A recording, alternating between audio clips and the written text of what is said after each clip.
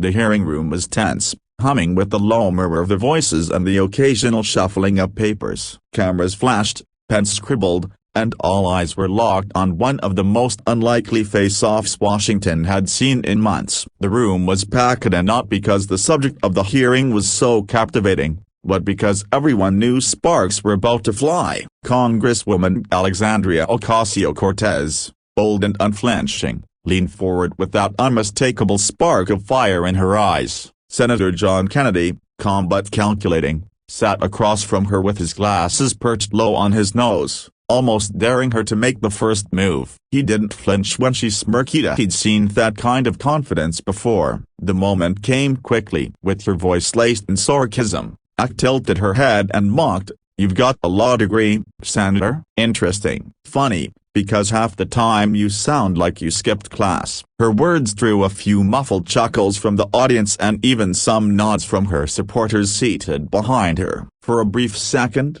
Kennedy didn't move. He didn't shuffle his notes. He didn't even look up right away. Instead, he adjusted his glasses and let the words linger in the air like smoke from a match. Everyone thought he'd stumble, get defensive, or fire back with the same kind of personal jab. But Kennedy was not a man who fought with noise. He fought with timing, and when he finally spoke, just 47 seconds later, the entire room fell silent. "Congresswoman," he said slowly, his southern drawl rolling like thunder on a humid summer night, "I may not speak the language of Twitter broken bar, but I do speak the language of the law. And one sentence from the Constitution has more weight than 1,000 hashtags." The room froze. The cameras clicked in a frenzy. It wasn't just the words, it was the way he said them. Firm, calm, certain. No anger, no sarcasm, just undeniable truth. Ak's smile faltered for the briefest moment, and that was all it took. Kennedy hadn't just defended himself, he had shifted the entire power dynamic in the room. The chuckles stopped, the nods slowed. Suddenly,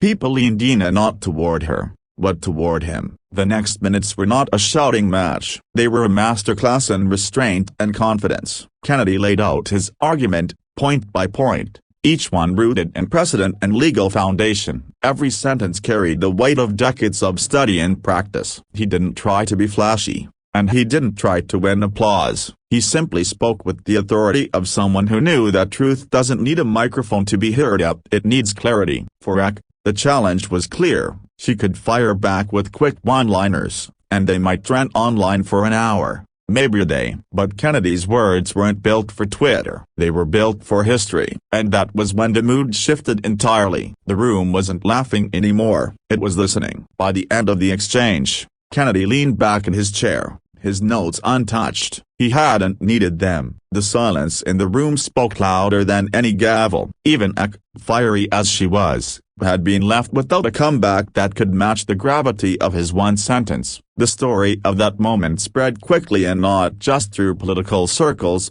but across households where people were tired of noise, tired of arguments that sounded clever but led nowhere. Kennedy had reminded them of something America often forgets. Real power isn't in who shouts the loudest, but in who stands the firmest when tested.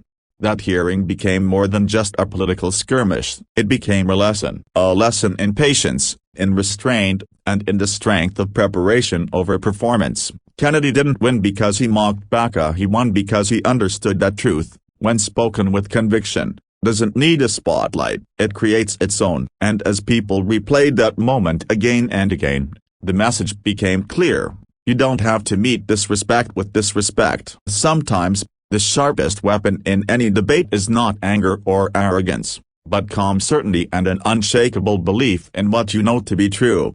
Because at the end of the day, words fade, but wisdom echoes. And in that hearing room, John Kennedy's wisdom echoed louder than any insult ever could.